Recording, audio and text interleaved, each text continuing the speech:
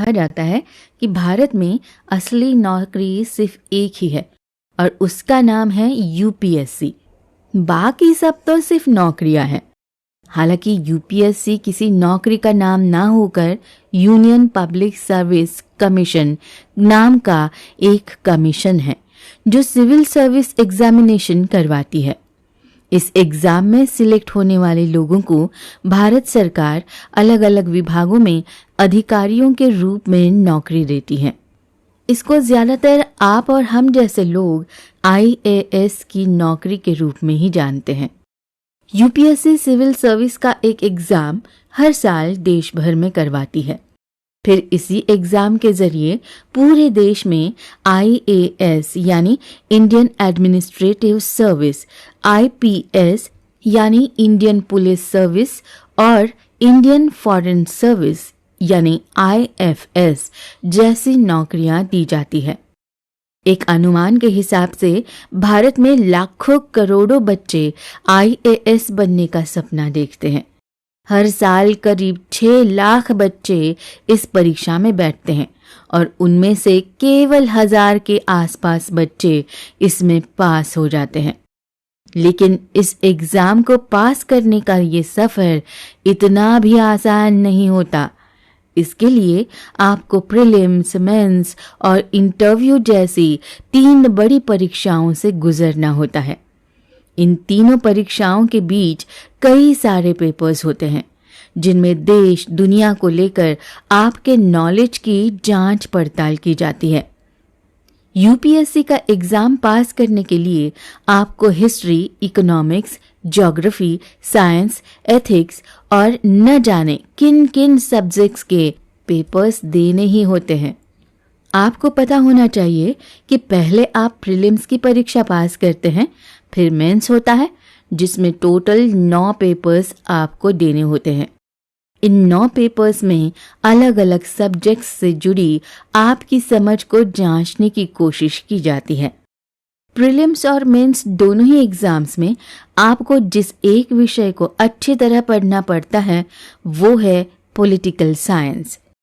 कहते हैं कि आप बिना पॉलिटिकल नॉलेज के सिविल सर्विस का एग्जाम पास करने के बारे में सोच भी नहीं सकते। लेकिन ये इतनी भी आसान नहीं होती है जितना हमें सुनने में लगता है, क्योंकि भारत जैसे देश में आपको हर गली नुक्कड़ पर क्रिकेट, बॉलीवुड और पॉलिटिक्स का कोई ना कोई एक्सपर्ट तो मिल ही जाता है हो कि आप पॉलिटिक्स जानते हैं। ऐसे में फिर आपके लिए यूपीएससी निकालना कोई बहुत बड़ी बात थोड़ी ना है। अब अगर आपको भी ऐसे लगता है तो आपको इस बारे में 2 बार सोचने की जरूरत है। यकीन नहीं हो रहा ना? तो चलिए अब बताइए कि हमारे संविधान यानी कॉन्स्टिट्यूशन के किस आर्टिकल के तहत देश में इमरजेंसी लगाई जा सकती है? कौन सा आर्टिकल सरकार को संविधान में बदलाव करने की शक्ति देता है? है ना मुश्किल सवाल? तो ये समझ लीजिए कि ये तो यूपीएससी के आम सवाल भरी है। वही इसी एग्जाम को पास करने के लिए इससे भी मुश्किल, कठिन सवालों से आपका सामना होगा। यूपीएससी का एग्जाम पास करने के लिए आपको हमारे देश की पॉलिटिकल नॉलेज यानी हमारा संविधान कैसा है, वो किस तरह से बनता है और उनमें कौन कौन सी बातें शामिल की गई हैं, ये सब कुछ जानना बहुत जरूरी होता है। अब आप सोच रहे होंगे कि हम ये बातें अचानक से क्यों कर रहे हैं? तो आपको बता दें कि इन सारे सवालों का जवाब लेकर कुकू एफएम हाजिर हो रहा है।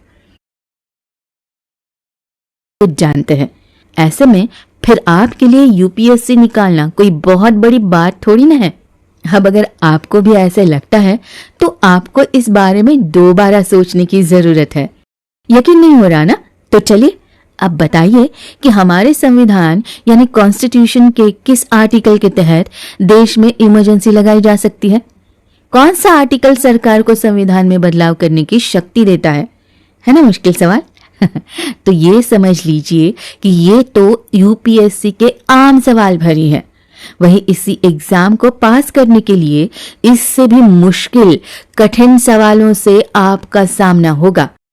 यूपीएससी का एग्जाम पास करने के लिए आपको हमारे देश की पॉलिटिकल नॉलेज यानी हमारा संविधान कैसा है, वो किस तरह से बनता है और उनमें कौन कौन सी बातें शामिल की गई हैं, ये सब कुछ जानना बहुत ज़रूरी होता है। अब आप सोच रहे होंगे कि हम ये बातें अचानक से क्यों कर रहे हैं, तो आपको बता दें कि इन सारे सवालों का जवाब लेकर कुकू एफएम हाजिर हो रहा है।